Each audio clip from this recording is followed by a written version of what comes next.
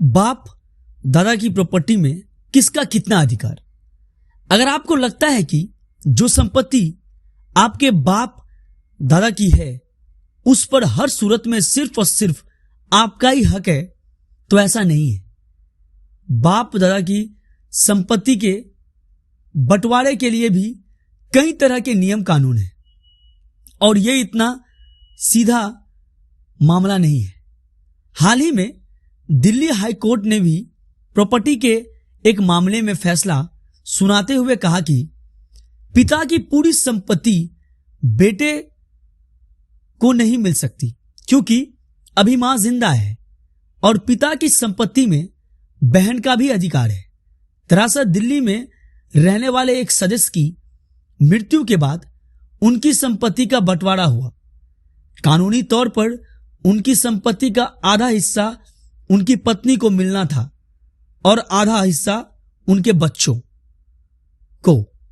लेकिन जब बेटी ने संपत्ति में अपना हिस्सा मांगा तो बेटे ने उन्हें देने से मना कर दिया। इसके बाद उन्होंने अदालत का दरवाजा खटखटाया। मां ने भी बेटी का समर्थन किया। इस पर बेटे ने विरोध किया और कहा कि पूरी प्रॉपर्टी उसे ही मिलनी चाहिए।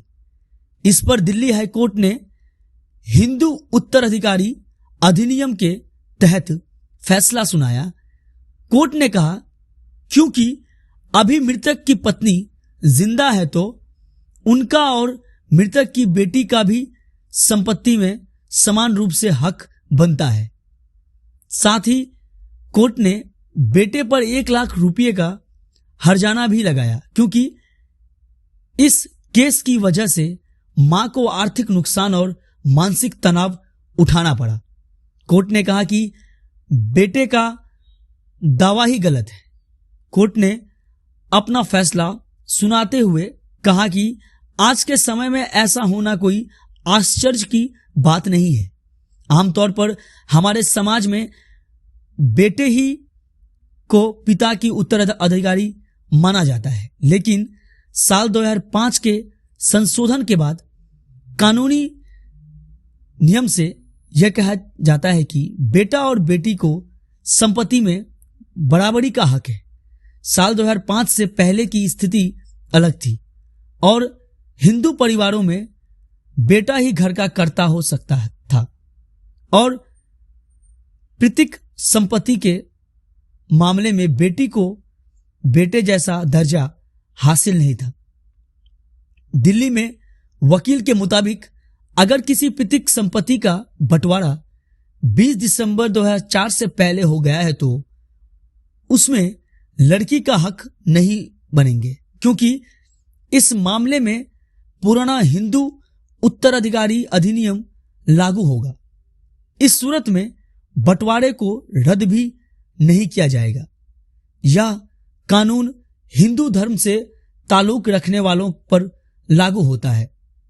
इसके अलावा बौद्ध, सिख और जैन समुदाय के लोग भी इसके तहत आते हैं।